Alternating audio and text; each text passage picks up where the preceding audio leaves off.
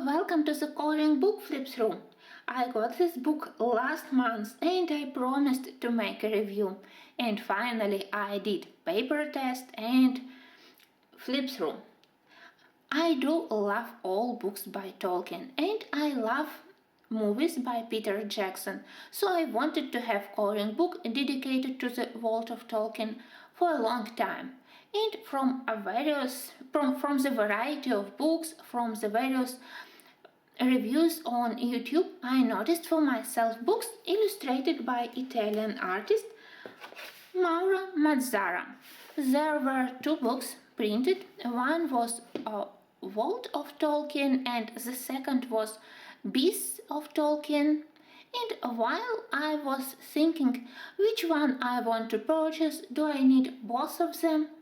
They were out of print, so I wasn't able to find them on Book Depository on Amazon. I decided to wait, but then fortunately publisher united both books and published second edition, this huge coloring book. And of course I needed it immediately. Well, let's have a look. I think that it's my first book by Thunder Bay Press. I don't think that I have any of their books, but quality is quite decent. As I said, there are no problems with binding, and I'm sure that it will be possible to color even closer to the binding. Paper is bright white, pictures are double-sided, because book already is quite thick, so with one-sided I can't imagine the size of the book. And this tooth of paper, I'm sure that it will be good for all pencils, but question was how paper will behave with water-based mediums, because mostly here we have landscapes, and with such backgrounds you definitely will need to use paints, either watercolor or acrylic or gouache. Well, I have a bad habit to test my mediums on the first pages, and that's exactly what I did here. And here for the background I tested two types of watercolors. One of them was a regular watercolor and they created ugly dots. I hope that you can see dots here on the gray area. In the end of this video I will include moments how I did this background. You will see how watercolor behaved. But here you can see these ugly dots. The second watercolor, it was semi-opaque because it has a white pigment. It's one of the White Knights collection where actually watercolor is already closer to the gouache paints because it's not transparent, it's semi-opaque. And with this semi-opaque watercolor I didn't have problem. That paint behaved really well here. So I'm sure that if you have gouache or acrylic paint, you will be able to do backgrounds in this book without any problems. So it's better to use semi-opaque or opaque paints like gouache or acrylic.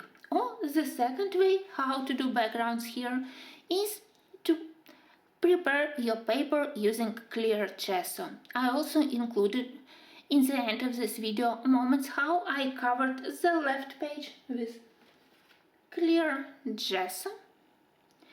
And here with the same paints I didn't have any problems with those dots. Here colors are the same, but any problems with the paper. So the second way to do watercolor backgrounds in this book is to use gesso. You can see that I didn't have problems with bleeding through, and I used a lot of water here. We can see small buckling on the paper, but ironing pages slightly, it will help to resolve this problem. I plan to do the background first, then I will iron it before actually starting to color with pencils, and my paper will be totally smooth. So I can say that I'm quite satisfied with the paper. I do have a new set of gouache paints which will be very helpful here. I haven't used it yet, even if I purchased it for Christmas. So maybe it's finally time to use it. And I also have clear gesso to prepare paper, and I definitely will be using it here. Now let's have a look at pictures. And in this book we have more of landscapes, scenes, and less of characters. First I thought that maybe it's not a very good thing, but then I realized that maybe actually it's not disadvantage but advantage. First of all, I do love landscapes a little bit more than coloring characters, and here we have a lot of beautiful places. I hope that you also like this spread, and you can agree with me that without watercolor paints it will be extremely difficult to color such backgrounds, and with paints it will be quite quick and easy. So I thought that with the characters, each person has its own imagination, so we have some imaginary image of the main characters, and when the artist's view on the character is slightly different from your imaginary view of the character, you can be disappointed. So maybe if I would like to color characters from book, from movie, I will try to find coloring book based on the images from Peter Jackson movies, because I think that there he created very nice cast of actors, and for me they nicely represent characters from the book. And here I will enjoy landscapes, interesting places, creatures. So and I won't be disappointed if my imagination will be slightly different from the imagination of the artist. And the landscapes and scenes like this one of the gnomes kingdom, of the middle earth, of trolls lands, they are amazing here. That's an example. Here we have Lucien, and for me she has to be beautiful. Probably she is the most beautiful lady according to Silmarillion book, but sorry, but I definitely don't like this portrait. And it's good that we don't have Arwen here, and we don't have Elwin here, so I won't be disappointed in those pictures also. But landscapes and secondary characters, I do love them.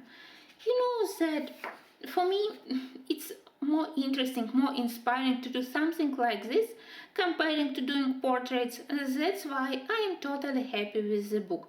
For me, this kingdom beneath the mountains, this gnome's kingdom, is perfect. I can't say that I can remember all the moments which are illustrated here, but the good thing is that we have here small explanations about each of the pictures, so if you don't remember some characters from Silmarillion or from other books, you can go and you can read book once more if you need some inspiration. Here we have Bilbo, here we have Gandalf, and as this book was illustrated by several artists, we will have several Gandalfs drawn in different style, and it's also interesting. Well, Thorin, I can't say that I do love. Somehow elves and gnomes in this book are a little bit less interesting comparing to the dark creatures like trolls or orcs, or maybe it's just my desire to color something unusual with Nazguls, with orcs, with trolls. Here I do love Bjorn, both in his bear and in his human shape, so this picture I definitely love. But most of all, I am interested in such pictures with landscapes. The only thing I wish is that first we would have pictures, illustrations to Silmarillion, then illustrations to Hobbit, and after that illustrations to the Lord of the Ring. It would be my preferable way. But here all illustrations they are mixed, so it doesn't have any logic in illustrations. Here we have the lake town of Esgaroth, and I think that it's quite nice.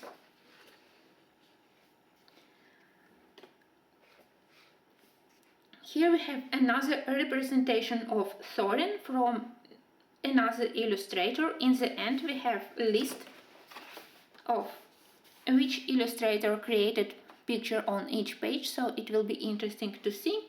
As I said, my favorite one is Amara Mazzara,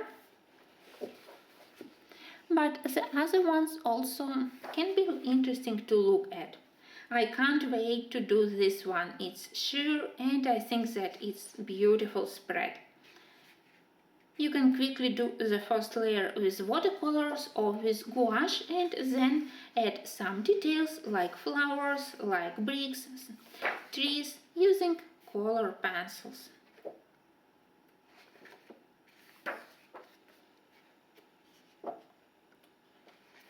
I really love this Radagast and his creatures on his head, a very sweet portrait.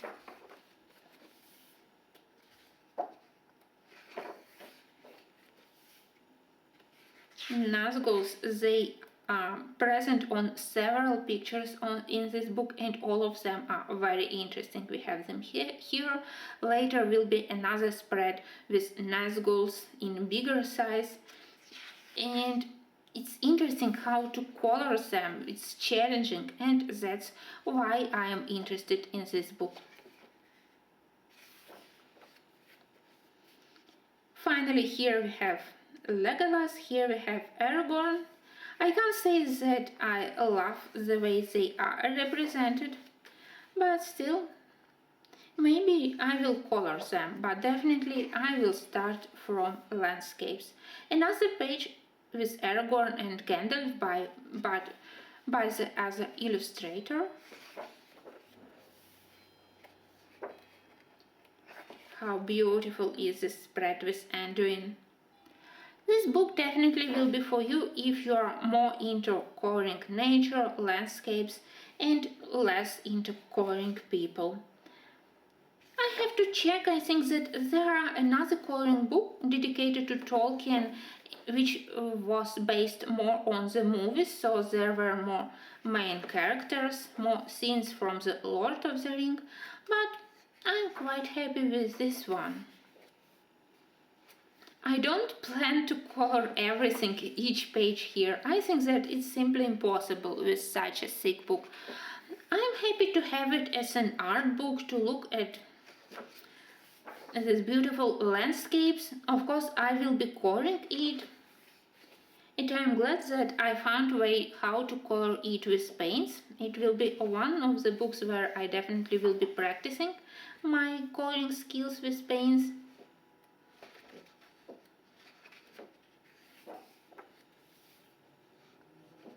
Look at Shadow. I do love her.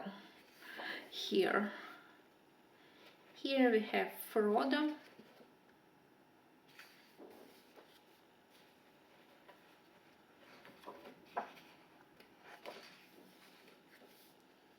The book is extremely thick.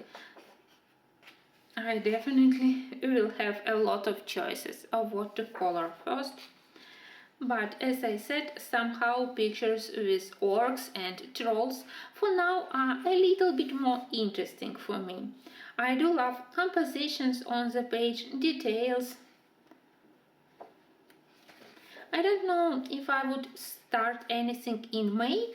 Maybe I will just finish this spread which I started as a taste page. But I hope that I will manage to include at least one of pages each month. each month because I really wanted to start using my huge set of gouache paints.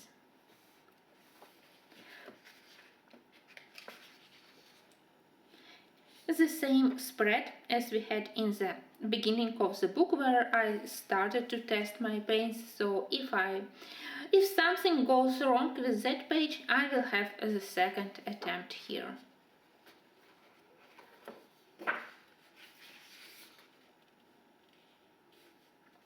Finally, we have dragons. Here we have Smaug and tiny Bilbo. I do love this page. This one is absolutely cute. Here we have the Gnome's Company and the entrance.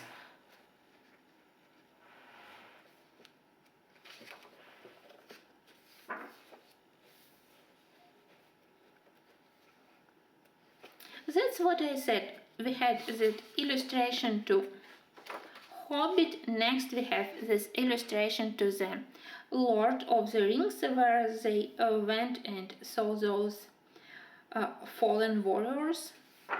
It's a mix between books, and I definitely would prefer to have them in order. Everything else is really nice in this book.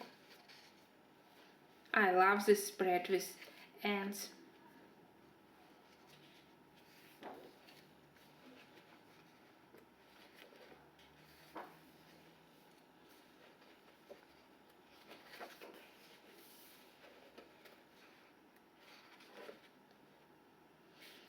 Some of the pages I won't be able to understand without this explanation, and even with the name like Boar or other explanation, I don't remember why and how it's connected to the Tolkien's book. Maybe I need to reread them, especially the Silmarillion, but as I said, it doesn't matter for me that we have many secondary characters and secondary scenes. Book is so thick that there are a lot of nice pictures in it.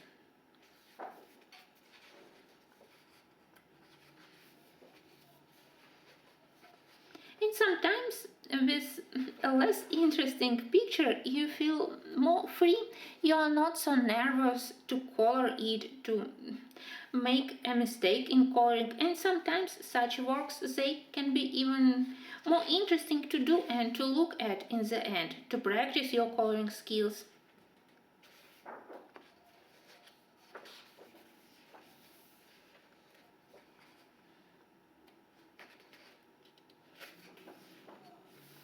Look at this group of orcs and trolls.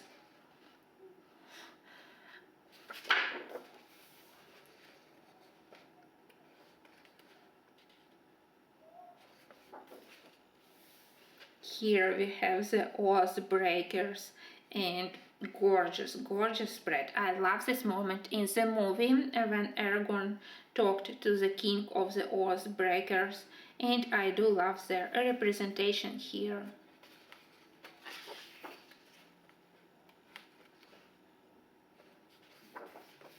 I think that I need to move a little bit quicker because book is so thick and video will be very long.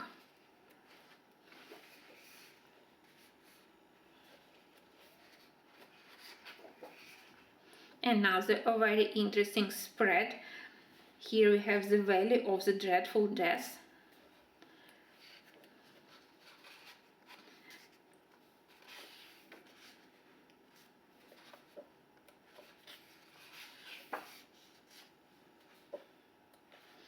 I don't remember how swans are connected to the Tolkien stories, so maybe again I need to reread the Silmarillion. This one is really good. One of the gnomes and werewolves, a very good spread. And again, a lot of trolls.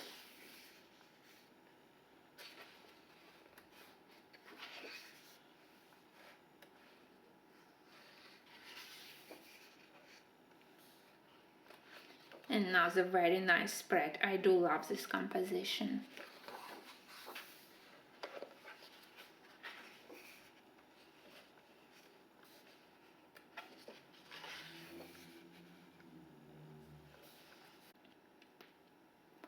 I'm glad that in this book I have at least several spreads with dragons.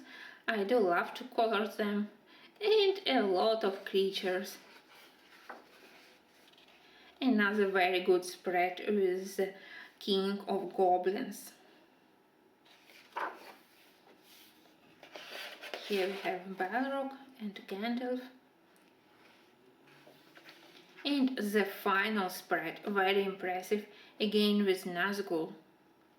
Here they are even more sinister, more warriors. Horses are beautiful, so really, really very interesting. Wow, that was a huge book.